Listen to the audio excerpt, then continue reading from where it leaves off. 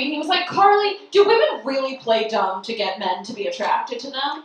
I was like, I don't know.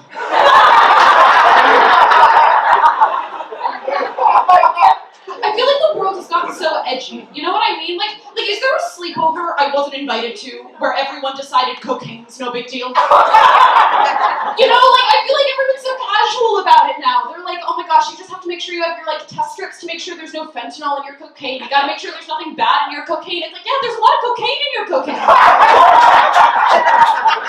Like, I was in California and I was talking to the hottest girl I've ever seen in my life. Like, she was stunning. She was like an LA 4. And in the middle of the conversation, she whips out the cutest vial of cocaine, does a bump, and keeps talking. Like, it was so fast, I said, bless you. And I don't know, like, drugs are really everywhere, and that's what DARE stands for.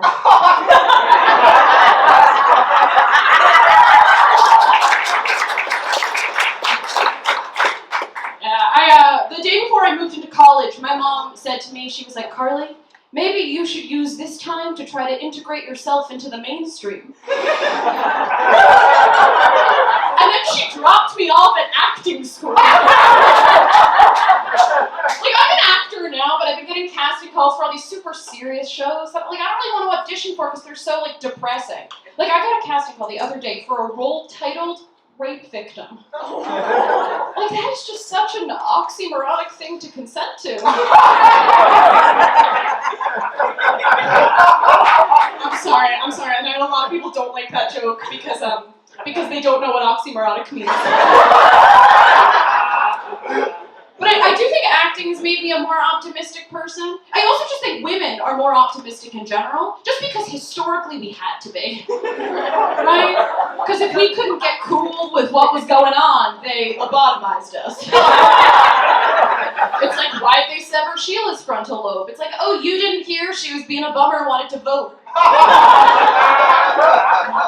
I do love people, like I love meeting new people, but I've gotten pretty wary of strangers approaching me, which I don't think is fair, because I've been approached by the same cult 4 times.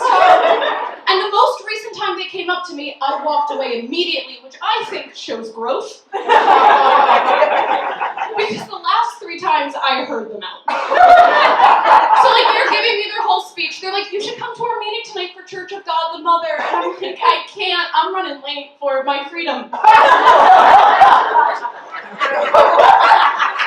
I gotta say, like, they make it so hard to walk away because it's always 2 women around my age who come up and they're like, oh, hi, so sorry to bother you, which is how I greet people. And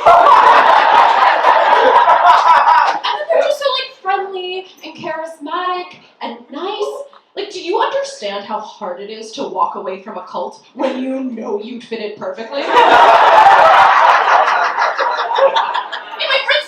We're just in like roasty friendships where we like make fun of each other. Like they'll come over and I'm like, oh, who invited you?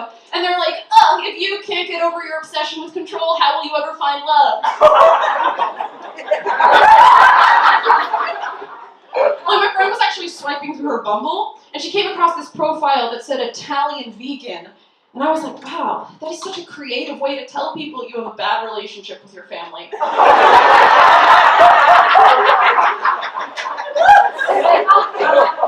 I am an Italian ginger.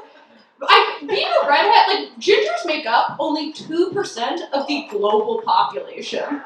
Yeah. Oh, thank you. I wrote myself. Do you know how weird it is to be part of an endangered species that no one cares about saving? Like, I was walking down the street with a friend of mine who also has red hair, and a man ran up to us and yelled, it's a couple of gingers! Hello, gingers! And ran away.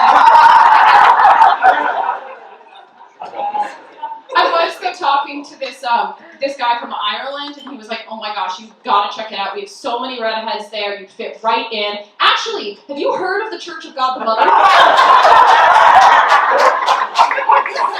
I really am. I'm so happy to be here. I'm so happy I live in this time period.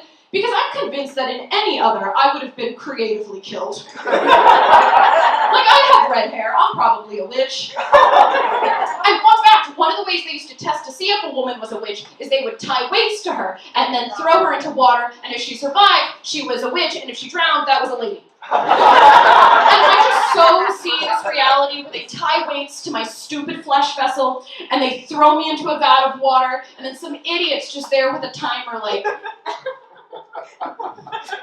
oh man.